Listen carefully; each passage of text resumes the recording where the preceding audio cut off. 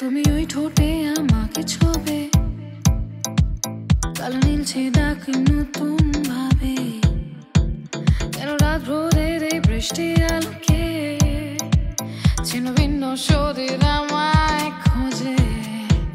কেন জীবন ভরে রাত্রি ডাকেতে, কেন নীলছে আলোর জল কানিতে, কেন ভাবছে আলোর অন্ধ গতিতে, কেন শীতল